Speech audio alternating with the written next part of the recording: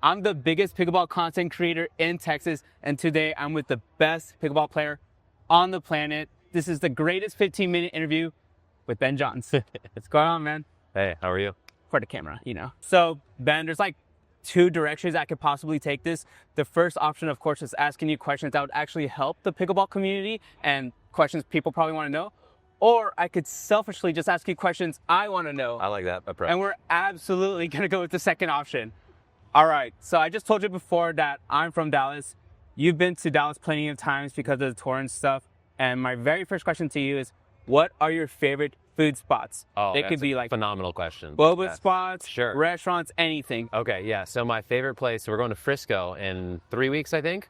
Yeah. Which it's not Dallas Frisco, proper, but we're gonna count it. Right. In that area, they have a Hai Lao hot pot. I don't know if you've been there. So hot pot is my favorite cuisine. Yeah. Hai Lao is like one of the most renowned chains in the world. There's only like 4 or 5 of them in the U.S. Frisco, San Diego, actually here in Mesa. So I'm going this week. But are there any in Florida? No.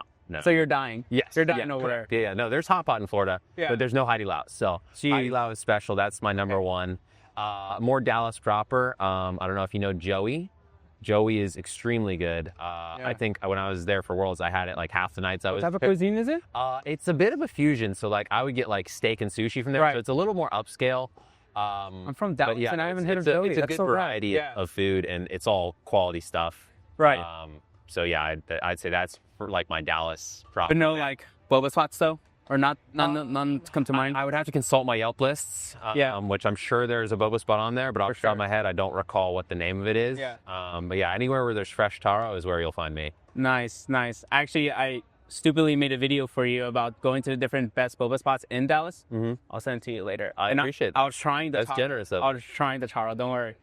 All right, so like, once again, people know you just absolutely love Asian cuisine. I do. And you love playing pickleball in Asia. Yeah. Are there any other parts of Asian culture you're really into, like the music, the movies, you into K-pop, any of that stuff? Good question. I feel like I probably would enjoy more parts of the culture. Right. I'm not as aware of them. So, food is my number one for sure. Yeah. I've gotten into going to Asia. I went to Asia for the first time last year. So that was all pretty new to me. And just like the culture over there was very cool. Each one was distinct, like China, Vietnam, Malaysia. They were all different. And I enjoyed each one for sure. Yeah. As for like the music and, movies and all that, I feel like Korean culture has done movies pretty well. So obviously, of course, we got Squid Games. I mean, that was a huge hit. Of course, I watched that. Yes, that one as well. So I feel like they did that well. Not that I know. I'm not knowledgeable about it. I watched K-pop Demon Hunters recently with my 9-year-old sister. It was really good. My favorite song right now is Golden. So I feel like I know more than nothing, but I'm appreciating more and more. Man, if I got you into K-pop, that would mean more to me than winning a PPA gold medal. Yeah. Like, so actually, Tam Trin in Dallas? Yes. Okay. Yes. Yeah, so he was educating me about K-pop a little bit because his wife's really into it. I think they were going to see something pink. Yeah, they went to see like Blackpink or something. Is that what it's called? Twice. Yeah. So Blackpink is this case so dirty. So Blackpink is a K-pop group, but their counterpart too is Twice. And that's the one like Tam was actually DMing me about. He's like, yo, we're going to the Twice concert. I was like, yeah, dude, of course, I was front row. I'm a major, obviously. So, like, it's K-pop and pickleball, and that's like my two favorite loves right there. Okay. Yeah, Tam loves we need pickleball to take off more in Korea then. We need to, majorly. Okay, so I guess we'll talk a little bit about pickleball, actually. We should probably do that.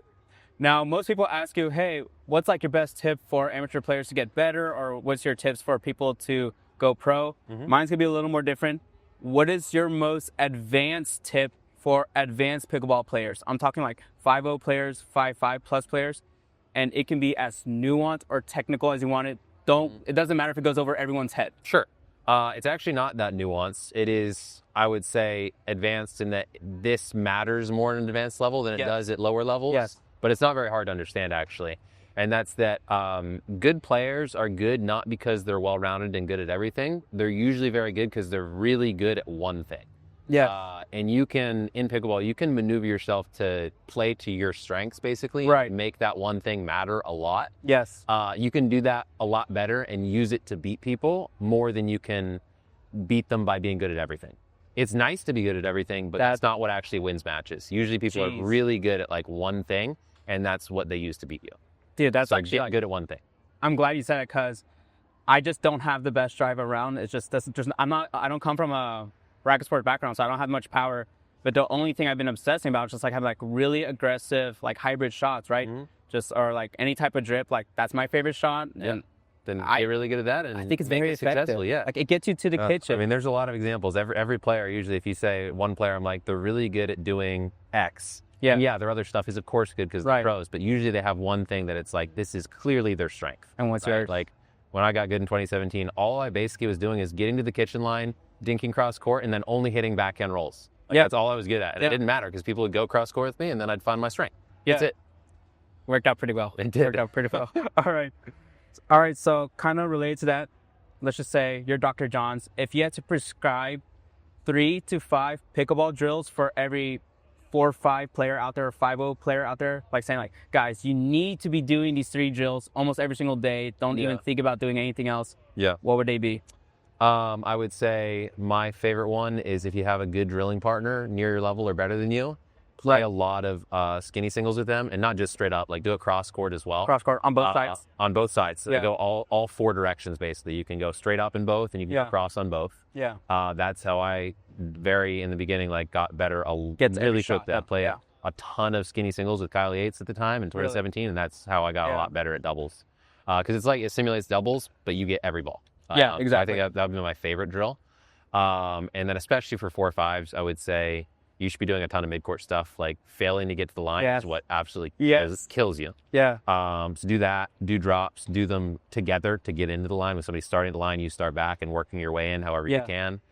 And then probably last one, these days, this wouldn't be the case in the past, but these days I drill returns a lot. Yeah. Returns a lot? Yeah. I feel like at that level, people You're saying you do that now? Yeah. I used to not, because it didn't matter. People used to not be able to hit really big serves. Now they can. Yeah.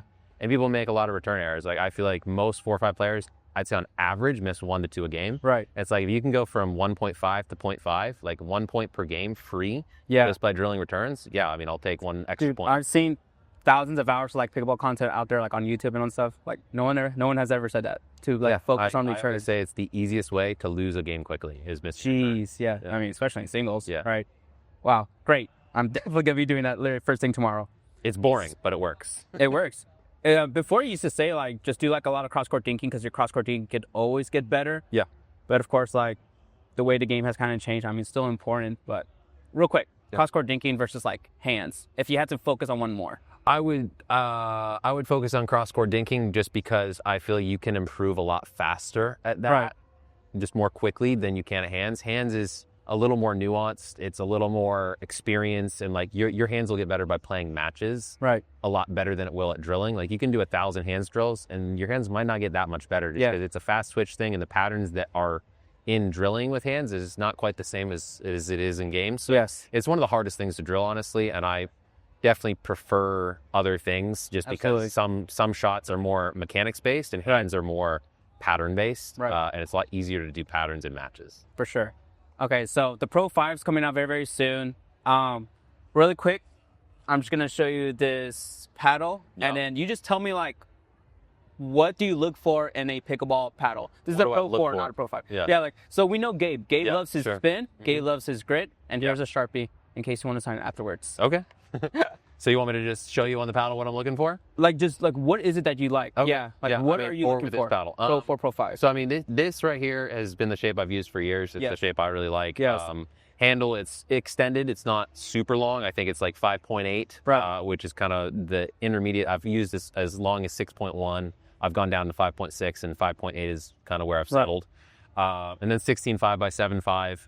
I've used that overall dimension since 2019. It's something I'm really used to, and I feel like it's got a great blend of being able to be really aggressive, but still enough full paddle face to be defensive when you need to. So that's the blend I personally like. I definitely find that certain types of players some will do better with like a Scorpio shape, for instance, like 16 by 8, or the new one 16.3 by 7.7 is about what that one is, and that can work differently for different game styles. This is what works for me. So most people get the sweet spot wrong, actually, like where it's located. Yeah. Where is it located on the Perseus? On the Perseus, to me, it's about there, right? Pretty high on the paddle. Yeah. And I would say, again, this is more of an advanced thing. Most people are aiming for the sweet spot a lot. I'm not always aiming for the sweet spot. Really? I often am trying to hit it very high on the paddle.